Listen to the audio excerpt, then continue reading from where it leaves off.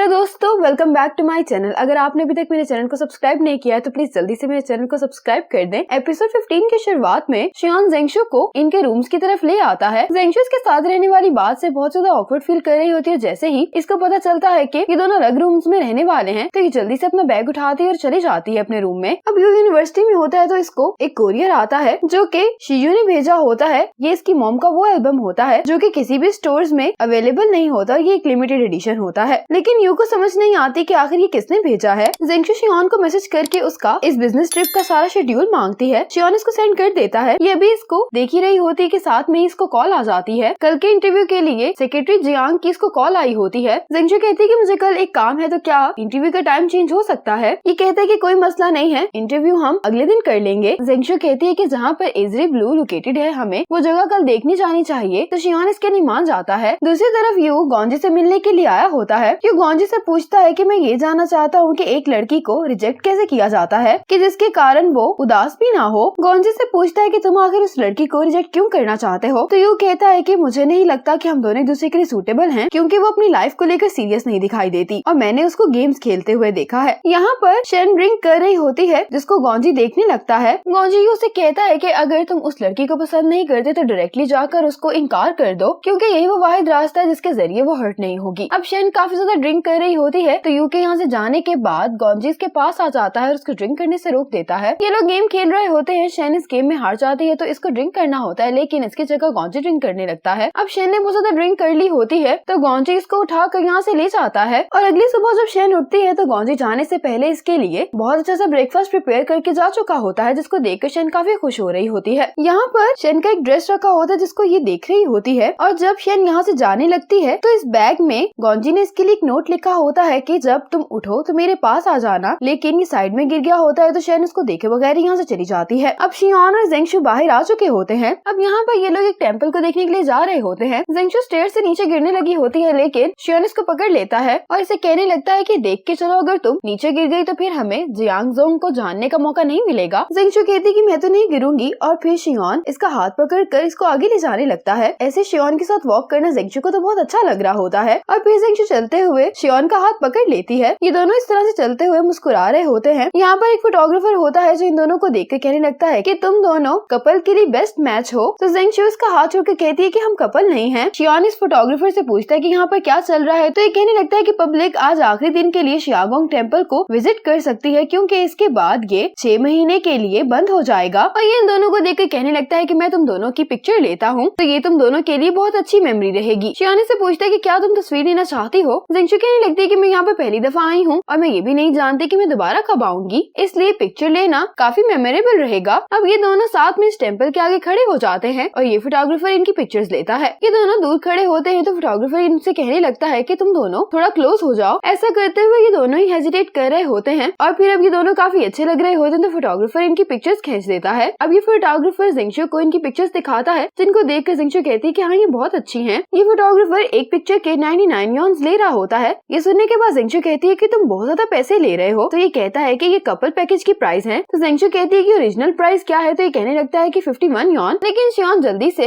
ये पैसे इसको पे कर देता है। ये कहता है कि मैं तुम लोगों की पिक्चर्स जल्दी तुम लोगों को भेज दूंगा। और यहाँ पर इनको एक और जगह के बारे में बता रहा होता है। उनसे कहता है कि तुम दोनों इस जगह को जाकर जरूर विजिट करो। और इसके साथ ही यहाँ पर एक और कपल आ जाता है और ये फोटोग्राफर इनसे भी वही बातें कह रहा होता है जो इसने अभी इन दोनों से कही होती है, जिसको देख कर ये दोनों ही थोड़ा सा हैरान दिखाई दे रहे होते हैं। अब ये दोनों ऊपर आ जाते हैं तो जेंगशु एक स्टॉल के पास चली जाती है और शियान एक दूसरे स्टॉल पर खड़ा होता है और ये जेंगशु को देखते हुए कुछ सोच रहा होता है। अब जेंगशु भी स्टॉल पर आ जाती है। शियान इसको ये स्टिक्स वाला कप पकड़ाता है। जेंगशु इसको शेक करती है और इसके अंदर से एक स्टिक निकलती है। इस स्टिक पे कुछ लिखा होता है जो जेंगशु को समझ में नहीं आता है। सामने एक बूढ़ा आदमी बैठा होता है। अब जेंगशु ये स्टिक लेकर उसके पास चली जाती है, जो इस स्टिक को देखकर इसकी किस्मत का हाल बताने लगता है। कहता है कि ये साइन गुड लक की इलामत है और इन दोनों को देखकर कहने लगता है कि तुम दोनों की जोड़ी ऊपर बनाई गई है और तुम दोनों साथ में बहुत अच्छी जिंदगी गुजार सकते हो। शियान सुनने के बाद सोचता है कि ये पहले ही प्यार में है, लेकिन इसको इस बात का पता नहीं है। अब जब जेंगशु इसके पास आती है तो शियान कहता है कि क्या तुम वाकई में इस तरह की चीजों पर यकीन करती हो। तो जेंगशु कहती है कि हाँ। अब ये लोग फिर वापस उतर रहे होते हैं तो जेंगशु गिरने लगती है तो शियान इसको कहता है कि तुम आखिर रास्ते पर ध्यान क्यों नहीं देती हो। जेंगशु इसको हाथ पकड़ के कहती है कि ये सही है। शियान से पूछने लगता है कि तुम एज़ुरे ब्लू कब जाओगी। जेंगशु कहती है कि मैं जाने तो आज वाली थी, लेकिन तुम आज फ्री थे तो मैंने अपना शेड्यूल चेंज कर लिया। ज़ेंगशु शियोन को बताती है कि मैंने कल एजरे ब्लू की न्यूज देखी थी, जिसमें वो ये बता रहे थे कि जो भी एक्सीडेंट्स हो रहे हैं उनका बैटरी से कोई भी लेना देना नहीं है, लेकिन इस स्टेटमेंट के बावजूद उन्होंने कोई सबूत नहीं दिया। मैं कल तुम्हारे साथ एजरे ब्लू जाना चाहती हूँ ताकि मैं हर चीज के बारे में सही से जान सकूं। ज़ेंगशु टाइम को देखते हुए शियोन से कहती है कि अभी भी हमारे पास टाइम है, तो हमें अगली जगह पर चलना चाहिए। शियोन कहता है कि अभी भी एक और जगह पर जाना है, तो ज़ेंगशु कहती है कि मैं पूरी प्लानिंग के साथ आई हूँ। ये सुनकर शियोन हंसने लगता है और फिर ये दोनों उस जगह पर जाने के लिए यहाँ से चले जाते हैं। अब ये दोनों एक रेस्टोरेंट में डिनर करने के लिए आ गए होते हैं। ज़ेंगशु ने यहाँ पर भी आकर नूडल्स ऑर्डर किए होते हैं, तो शियोन कहते हैं कि तुम्हें वाकई में ही नूडल्स बहुत पसंद है। अब यहाँ पर ज़ेंगशु को शियो के मैसेज आते हैं, जैसे पूछ रही होती है कि आखिर आप कब वापस आएंगी। ज़ेंगशु से पूछती है कि क्या तुमने अपनी स्क्रिप्ट मुकम्मल कर ली है, तो शियो कहती है कि नहीं, अभी मैं उस पर काम कर रही हूँ, लेकिन मुझे आपकी बहुत जरूरत है। तो ज़ेंगशु कहती है कि मैं चंद दिनों बाद वापस आ रही हूँ। ज़ेंगशु काफी मुस्कुराते हुए मैसेजेस कर रही होती है और ये देखकर शियोन को बिल्कुल भी अच्छा नहीं लग रहा होता और ये जानने की कोशिश कर रहा होता है कि आखिर ये किससे बात कर रही है। अब इन दोनों का खाना आ जाता है और साथ में शियो शियोन को मैसेजेस करके अब पूछने लगती है कि अब आप कब वापस आ रहे हैं, और शियो हमेशा की तरह अपनी मुश्किलों की कहानी अपने अंकल को सुना रही होती है। अब ये देखकर ज़ेंगशु को अच्छा नहीं लग रहा होता, तो शियोन इसको कहता है कि मैं अपनी नीस से बात कर रहा था। ज़ेंगशु से पूछती है कि तुम्हारी नीस तुमसे क्या कह रही थी, तो शियोन कहते कि कुछ नहीं, बस अपने गिफ्ट्स मांग रही थी। ज़ेंगशु कहने लगती है कि अमीर लोग वाकई में बहुत इंटरेस्टिंग होते हैं, सब कुछ होते हुए भी दूसरों की चीजें मांगते हैं। ज़ेंगशु की ये बात सुनते ही शियोन को याद आने लगता है। इसकी एक्स गर्लफ्रेंड इससे कह रही होती है कि क्या तुमने कभी अपनी फैमिली और मेरी फीलिंग्स के बारे में सोचा है, तो शियोन इसे कह रहा होता है कि मैं तुम्हें बता चुका हूँ कि मैं क्या चाहता हूँ, लेकिन तुम मुझे नहीं समझ पा रही हो। तो ये कहने लगती है कि आखिर तुम्हारे पास इतना सब कुछ है, उसके बावजूद भी तुम्हें अब अपने लिए एक नई कंपनी बनाने की क्या जरूरत है। मैं सिर्फ ये जानना चाहती हूँ कि तुम्हारी जिंदगी की प्लानिंग में मैं हूँ भी या नहीं। शियोन इस बात का कोई जवाब नहीं देता, तो इसकी गर्लफ्रेंड इससे ब्रेकअप कर लेती है। शियोन ज़ेंगशु से पूछता है कि क्या तुम्हें मैं एक अनरीजनेबल इंसान लगता हूँ। ज़ेंगशु कहती कि नहीं, मुझे तो ऐसा नहीं लगता, तुम हमेशा ही अपने आइडियाज के लिए लड़ते हो दूसरों से। इस दुनिया में इतने सारे लोग हैं, अगर आप भी उन जैसे हो जाएं तो ये कितना बोरिंग होगा, इसलिए डिफरेंट होना अच्छा है। और ज़ेंगशु काफी एक्साइटेड होकर कहने लगती है कि तुम्हारा विजन तो काफी अच्छा है, क्योंकि तुमने मुझे चूज किया है। ये सुनकर शियोन इसे गौर से देखने लगता है। ज़ेंगशु को भी रियलाइज होता है कि इसके मुंह से गलत बात निकल गई है, तो कहने लगती है कि तुमने अपनी स्पेशल रिपोर्ट के लिए मुझे चुना है। शियोन स्माइल करते हुए कहता है कि मुझे यकीन है कि मेरी नजर वाकई में ही काफी अच्छी है, और ये कहते हुए ये ज़ेंगशु को देख रहा होता है। अब ऑफिस में बैठकर शियो सोच रही होती है कि आखिर अब तक यू ने मुझे कांटेक्ट क्यों नहीं किया, उसने मुझसे पूछा भी नहीं कि आखिर मैंने उसको वो कोरियर क्यों भिजवाया। शियो से तो इंतजार ही नहीं हो रहा होता, तो ये यू को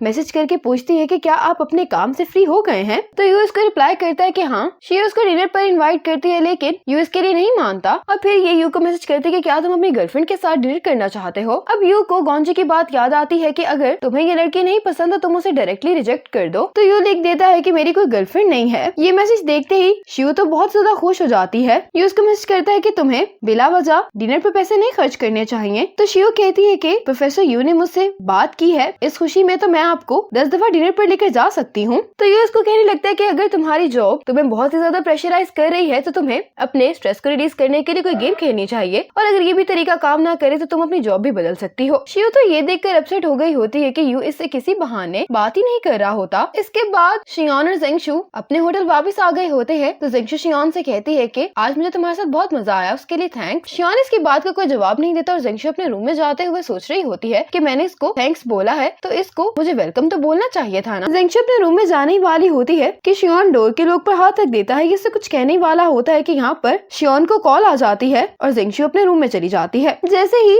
ज़ेंगशु अंदर आती है तो इसको शेन की कॉल आती है, जो इनके रिलेशनशिप के बारे में पूछना चाह रही होती है, लेकिन ज़ेंगशु इस बारे में शेन से कोई बात नहीं करती और कॉल बंद कर देती है। अब गॉन्जी ने इसको एजरे ब्लू वाले प्रोजेक्ट के बारे में ही शियोन को बताने के लिए कॉल की होती है। जैसे ही शियोन कॉल बंद करता है तो इसको ये फोटोग्राफर इनकी पिक्चर्स भेज देता है। शियोन इन पिक्चर्स को देखने लगता है और अब ये दोनों एक दूसरे को गुड नाइट का मैसेज करते हैं। अगली सुबह ये दोनों ही एक साथ तैयार होकर अपने रूम से निकलते हैं और फिर ये दोनों एजरे ब्लू आ जाते हैं। ज़ेंगशु शियोन से कहती है कि हमें यहाँ पर इंतजार करते हुए 20 मिनट हो गए हैं, क्या तुम्हें पता है कि वो तुम्हें कब पिक करने के लिए आ रहे हैं? तो शियोन कहता है कि नहीं, और इतने में ही यहाँ पर एक आदमी आ जाता है जो इनसे कहता है कि मैं आपको इस जगह का टूर करवाता हूँ। अब ये दोनों जियांगजोंग से मिलने के लिए आ गए होते हैं। जियांगजोंग शियोन से पूछता है कि आखिर ये कौन है, तो शियोन इससे कहता है कि ये मेरी स्पेशल असिस्टेंट है। शियोन जियांगजोंग से कहने लगता है कि ज़ियोर ब्लू और युनचुंग की जो कॉपरेशन है ये बहुत ही अहम है, इसीलिए मैं आपसे खुद मिलने के लिए आया हूँ। अब शियोन जियांगजोंग से कार्स के होने वाले एक्सीडेंट के बारे में बात करता है, तो जियांगजोंग कहता है कि मैंने तो इसके बारे में कुछ नहीं सुना। शियोन बताता है कि ये एक्सीडेंट तब हुआ था जब मेरी स्पेशल असिस्टेंट कार में थी, और फिर जेंगशु इस सारे कार एक्सीडेंट की डिटेल जियांगजोंग को बताने लगती है। ये सुनने के बाद जियांगजोंग कहता है कि इस तरह की प्रॉब्लम्स तो हर तरह के प्रोडक्ट में आ जाती हैं और खास तौर पर गाड़ियों में। ये बिल्कुल तुम्हारी कंपनी की तरह है, क्या तुम इस बात की गारंटी दे सकते हो? ये बिल्कुल तुम्हारी कंपनी की तरह है, क्या तुम इस बात की गारंटी दे सकते हो कि तुम्हारा हर प्रोजेक्ट ही सक्सेसफुल होगा और उसमें कोई रिस्क नहीं होगा? और वैसे भी जिस बारे में तुम लोग बात कर रहे हो उसका बैटरी से कोई भी लेना देना नहीं है। और कहने लगता है कि अगर इस तरह की बात है तो मुझे नहीं लगता कि योनचंग और हमारी डील हो पाएगी। शियोन कहता है कि आप इस इंडस्ट्री के एक्सपर्ट हैं, इस तरह के